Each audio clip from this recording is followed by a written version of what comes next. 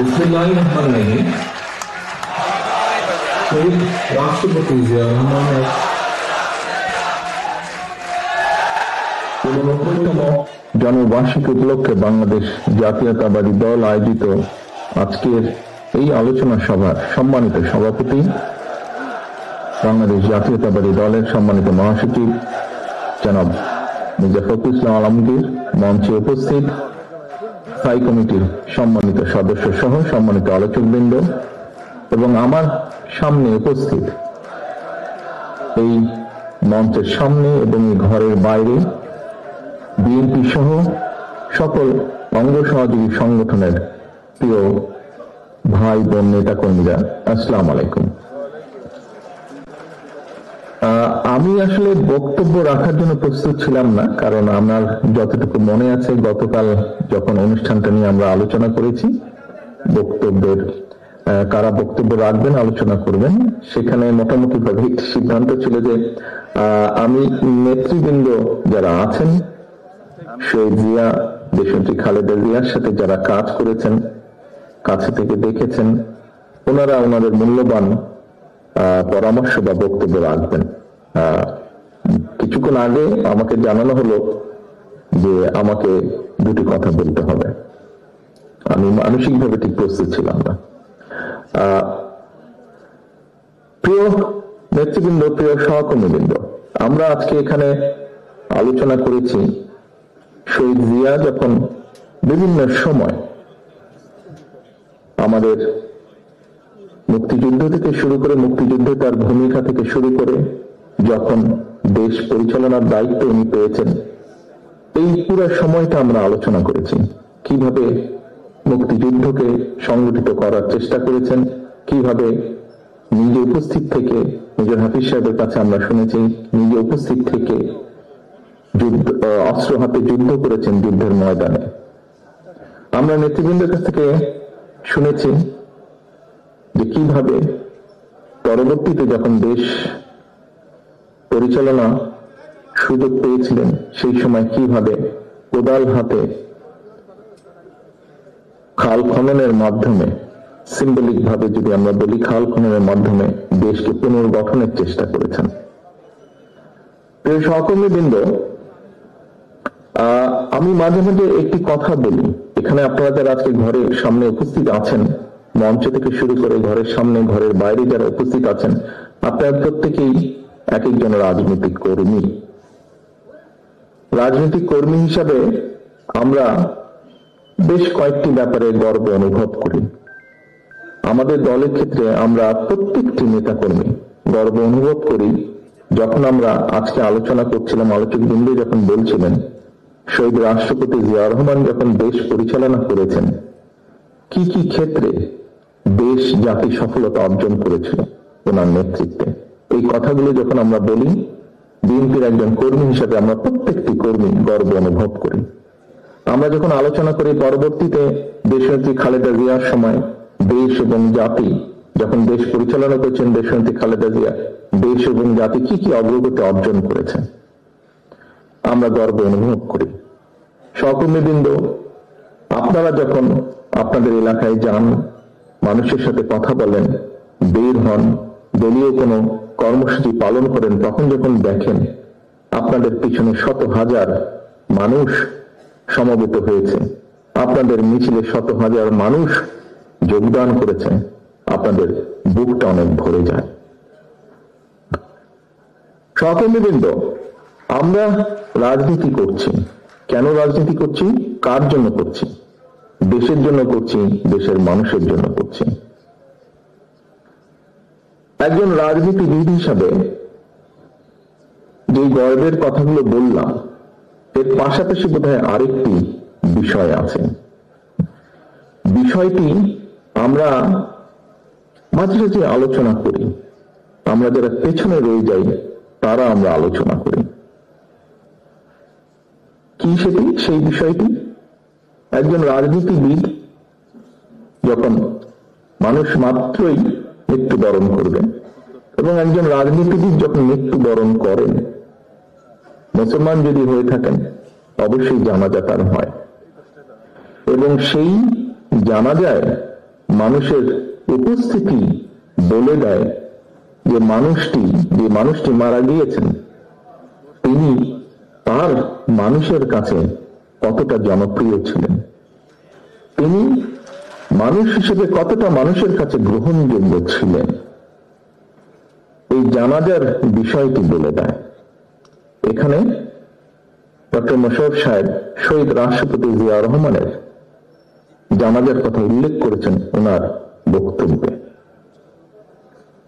আমরা সমসাময়িক ইতিহাস ওনার জানাজা থেকে শুরু করে আজ পর্যন্ত যদি দেখি, খুব সম্ভবত পৃথিবীর কোন রাজনৈতিক নেতার চলে যাবার পরে জানাজার ক্ষেত্রে এইরকম দৃশ্য আমরা দেখিনি, এত জনসমাগম আমরা দেখিনি, এভাবে মানুষকে কাঁদতে আমরা দেখিনি, এত সংখ্যক মানুষকে কাঁদতে। প্রিয় সহকর্মীবৃন্দ,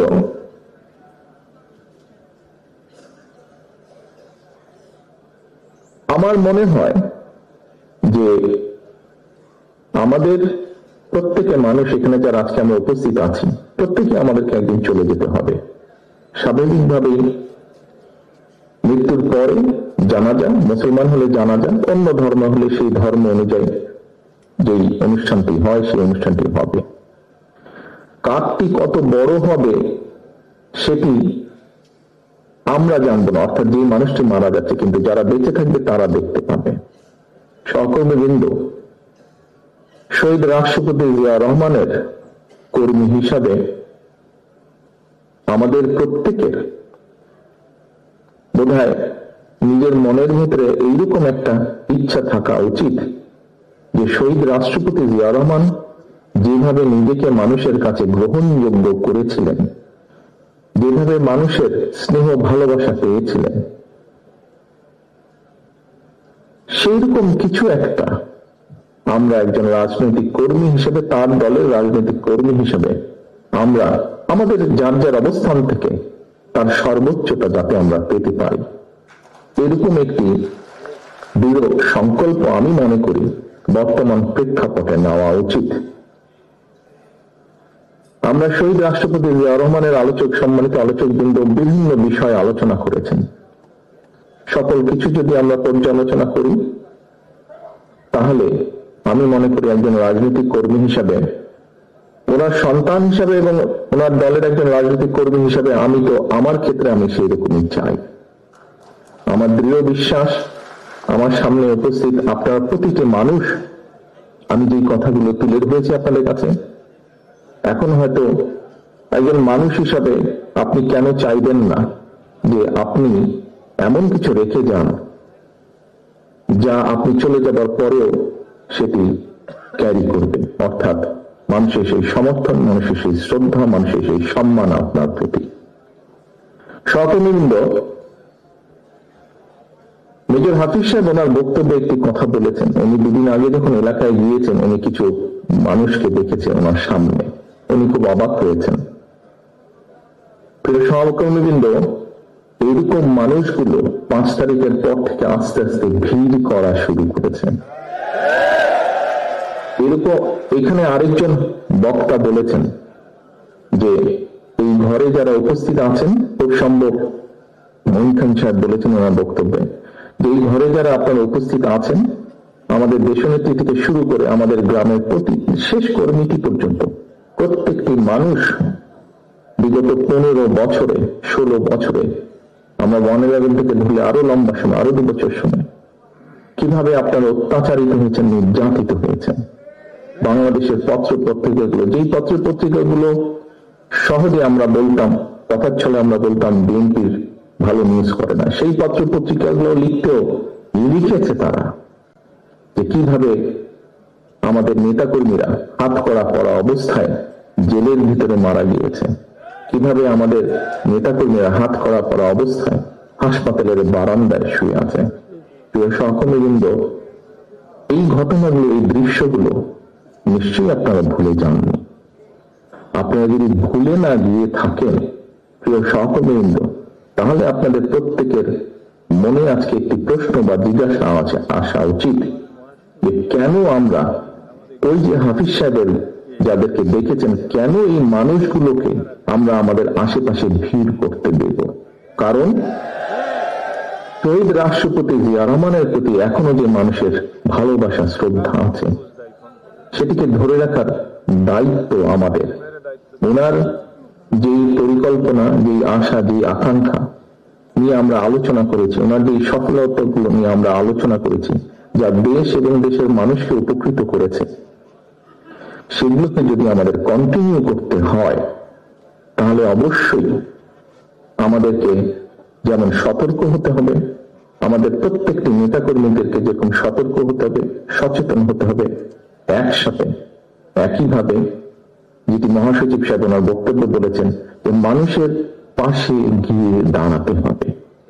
দেখুন, শহীদ রাষ্ট্রপতি জিয়া রহমানের যতগুলো কম বেশি ভিডিও আছে, তখন তার ভিডিও ক্যামেরা ছিল না, প্রজেক্টর ছিল, অনেক নষ্ট হয়ে গেছে। বিশেষ করে আমরা যেটা জানি, বিগত সরকারের সময় অনেক এরকম ডকুমেন্ট যেটা সরকারি জিম্মায় ছিল নষ্ট করে ফেলা হয়েছে। তারপরে যতটুকু আমরা দেখি এখন, দেখবেন প্রত্যেকটি ভিডিওতে, মানে 100টি যদি থাকে, তার মধ্যে শতকরা 80টি ভিডিও, 70 থেকে 80টি ভিডিওতে দেখবেন উনি কিন্তু গণমানুষের কাছে হয় গ্রামের মেঠো পথ দিয়ে হেঁটে যাচ্ছেন, অথবা খাল কাটছেন, অথবা গ্রামের কোন একটি গৃহস্থের সাথে, কৃষকের সাথে কথা বলছেন, অর্থাৎ মানুষের মধ্যখানে আছেন, অথবা স্কুলের শিশুদের সাথে কথা বলছেন, অথবা শিক্ষকদের সাথে, অর্থাৎ সোজা কথা, উনি মানুষের কাছে আছেন। তো আমরা তো ওনারই নেতা কর্মী, আমরা তো ওনারই ফলোয়ার, তাহলে কেন আমরা এই কাজটি করতে পারবো না?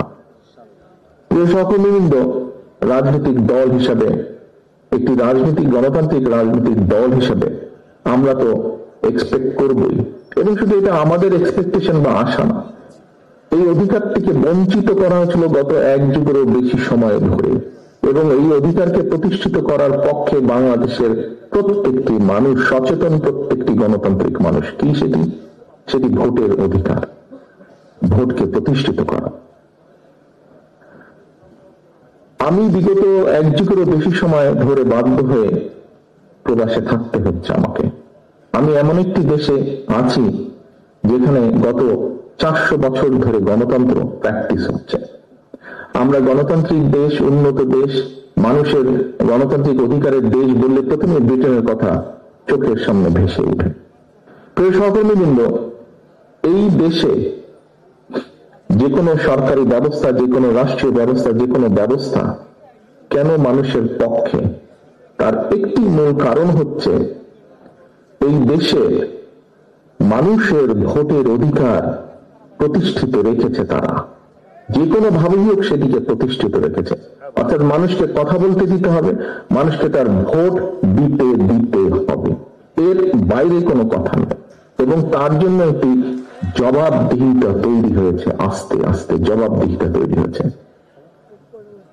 সেই জবাবদিহিতা প্রত্যেকটি ক্ষেত্রে, রাষ্ট্র এবং সরকারের প্রতিটি ক্ষেত্রে এই জবাবদিহিতা তৈরি করতে পেরেছে তারা, এবং সেজন্যই এখানে মানুষ নিরাপদ থাকে, এখানে মানুষ রাষ্ট্রকে, সরকারকে ভয় পায় না, বরং সরকার মানুষকে ভয় পায়। এবং সেই জন্য সরকার প্রতিনিয়ত সচেতন থাকে কিভাবে দেশের মানুষকে ভালো রাখা সম্ভব হয়।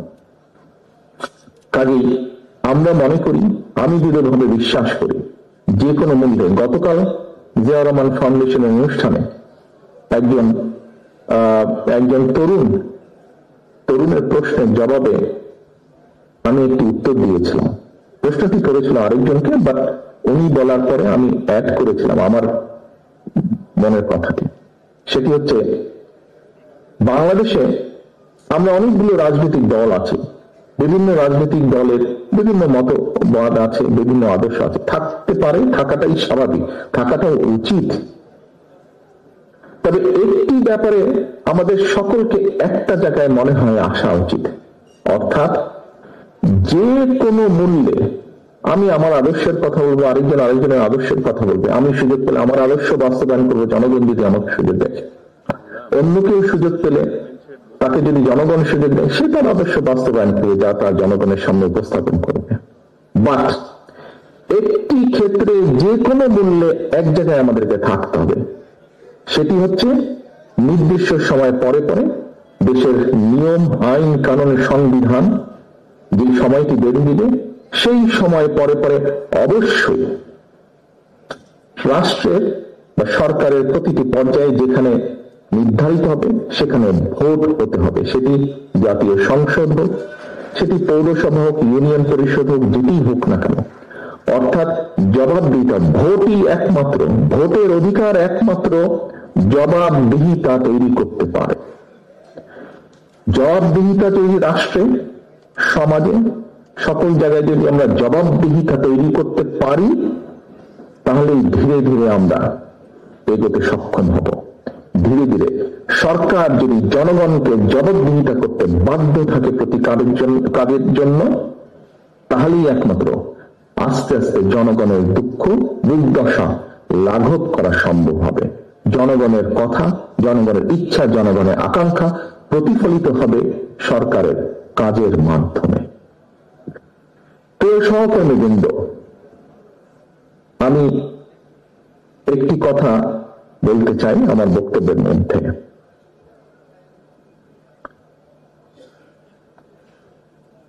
হাফিজ সাহেবের আবারও উদাহরণটি আমি টানতে চাই। ওই যে মোটরসাইকেল বহর, আপনারা বিগত 16-17 বছর অনেকভাবে নির্যাতিত হয়েছেন। আমরা মোটামুটি একটি গড় হিসেবে জানি বাংলাদেশ জাতীয়তাবাদী দলে 60 লক্ষ নেতাকর্মীর নামে বিভিন্নভাবে মিথ্যে গায়েবী মামলা আছে, নির্যাতিত, অত্যাচারিত। শুধুমাত্র জুলাই আগস্ট মাসে যে আন্দোলন, জনগণের যে আন্দোলন, সেখানে বাংলাদেশ জাতীয়তাবাদী দলেরই প্রায় 500 মতন নেতাকর্মী শহীদ হয়েছেন। বহু হাজার, শত হাজারের মতন নেতাকর্মী বিভিন্নভাবে জখম হয়েছেন। আমরা কি এতগুলো বাংলাদেশ জাতীয়তাবাদী দলের নেতাকর্মীরা যারা অত্যাচার নির্যাতন সহ্য করেছে, এই যে 60 লক্ষ মানুষ, তারও বেশি সংখ্যক মানুষ, আমরা কি ওই মোটরসাইকেল বহরের যারা, তাদেরকে সুবিধা দেওয়ার জন্য এই অত্যাচার নির্যাতন সহ্য করেছি? অবশ্যই নয়, অবশ্যই নয়। সহকর্মীবৃন্দ, মানুষ হিসাবে আমরা বিভ্রান্ত হয়তো হতেই পারি, কিন্তু যে পরিস্থিতির ভিতর দিয়ে আজকে এই মুহূর্তে আমরা যেখানে এসে দাঁড়িয়েছি, সহকর্মীবৃন্দ, আমি বিনীত হাতে আপনাদের কাছে করজোড়ে অনুরোধ করব, এই ঘর বা এই ঘরের বাইরে নয়, সমগ্র বাংলাদেশে শহীদ রাষ্ট্রপতি জিয়াউর রহমান এবং দেশনেত্রী বেগম খালেদা জিয়ার যত সৈনিক, যত কর্মী আছেন, আপনাদের কাছে বিনীতভাবে অনুরোধ করব, দয়া করে আপনারা ওই মোটরসাইকেল আলাদেরকে ভিড় করতে দেবেন না। দয়া করে আপনারা নিজেদের প্রত্যেককে, দয়া করে আপনারা শহীদ রাষ্ট্রপতি জিয়াউর রহমানের জানাজার চিত্রটা মনে করবেন এবং দয়া করে আপনারা বিভ্রান্ত হয়ে কোনো কাজ, বিভ্রান্তিকর কোনো কাজ করা থেকে বিরত থাকেন। সহকর্মীবৃন্দ, কথা প্রসঙ্গে সবাই বলে যে একটি নিরপেক্ষ নির্বাচন হলে, বিভিন্ন আলোচক বৃন্দ বলেন যারা বিএনপি করেন না, আপনারা বিভিন্ন টক শো দেখেন, আমিও দেখি, বরং হয়তো চেষ্টা করি একটু বেশি দেখতে, যেহেতু দেশ থেকে দূরে আছে। অনেকেই বলেন যে একটি দেশে স্বাভাবিক, সুষ্ঠু, নিরপেক্ষ নির্বাচন হলে বাংলাদেশ জাতীয়তাবাদী দলের সর্বোচ্চ সম্ভাবনা আছে সরকার গঠন করার। সহকর্মীবৃন্দ, আমি আপনাদের কাছে একটি প্রশ্ন রাখতে চাই। সেই মোটরসাইকেল আলাদের তাদের নিজ স্বার্থ উদ্ধারের জন্য বা আমাদের কিছু নেতাকর্মী বিভ্রান্ত হয়ে যদি এমন পরিস্থিতির উদ্ভব হয় যেখানে অন্য কেউ সরকার গঠন করল, তাহলে কি আপনি মনে করেন আপনি খুব ভালো থাকতে পারবেন? আপনি বলতে আমি, বাংলাদেশে যদি 1 কোটি বিএনপির নেতাকর্মী থাকে, সবকিছু মিলিয়ে আমি 1 কোটি মানুষকেই বলছি, আপনারা কি ভালো থাকতে পারবেন? কারা চলে আসবে, কি চলে আসবে আমরা জানি না। তবে আর যাই হোক, সেটা আপনাদের কারোর জন্য ভালো হবে না, আমাদের কারোর জন্য ভালো হবে না। প্রিয় সহকর্মীবৃন্দ, কোনো কারণে যদি অন্য কেউ সরকার গঠন করে, একজন রাজনৈতিক কর্মী হিসাবে আপনার এতটুকু চিন্তা, এতটুকু সেন্স থাকতে হবে, অন্য কেউ যদি সরকার গঠন করে, বাংলাদেশের রাজনৈতিক প্রেক্ষাপটেই হোক, আন্তর্জাতিক রাজনৈতিক প্রেক্ষাপটের ক্ষেত্রেই হোক, সেটা কি দেশ এবং জাতির জন্য খুব ভালো হবে? আমি দৃঢ়ভাবে বিশ্বাস করতে চাই যে আপনারা পরবর্তী যে সেকেন্ড নাটা বললেন, আপনারা বুঝে শুনে নাটা বলেছেন। প্রিয় সহকর্মীবৃন্দ, আপনারা যদি বুঝে শুনে নাটা বলে থাকেন তাহলে আপনারা সঠিক বলেছেন, এবং তাই যদি হয়ে থাকে, দুটো প্রশ্ন করেছি আপনাদের, দুটোতেই আপনারা না বলেছেন। প্রিয় সহকর্মীবৃন্দ, এই নাটি যদি আপনারা বুঝে শুনে এবং সত্যিকার ভাবে না বলে থাকেন, এখনো আমাদের হাতে সময় আছে মানুষের পাশে গিয়ে দাঁড়ানো। এখনো আমাদের সময় আছে, এখনো আমাদের কাছে সময় আছে মানুষ যেভাবে চায় সেভাবে চলার জন্য।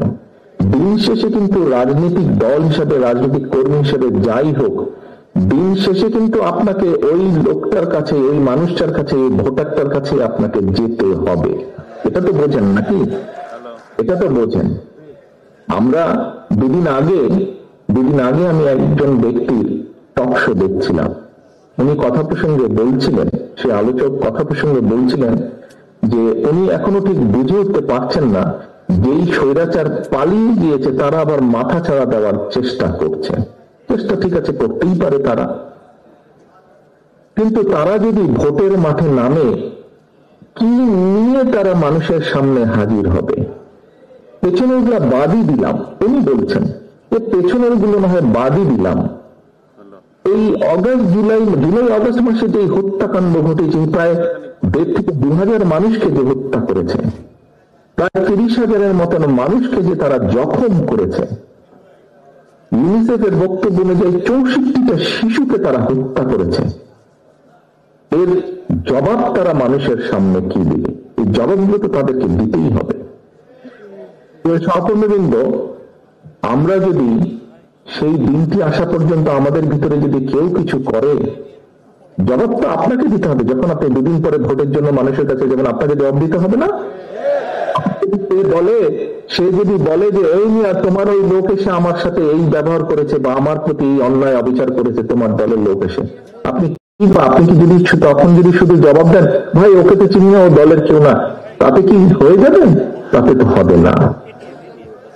সহকর্মীবৃন্দ, আমাদের সামনে উদাহরণ আছে, একদম পটপট, একদম পরিষ্কার উদাহরণ আছে। জনগণ যখন ক্ষিপ্ত হয়, জনগণ কিভাবে স্বৈরাচারকে খেতে দিয়ে দেশ থেকে পালিয়ে যেতে বাধ্য করে। সহকর্মীবৃন্দ, মাত্র কদিন আগে, এখনো চোখের সামনে জল জল করছে সেই উদাহরণ।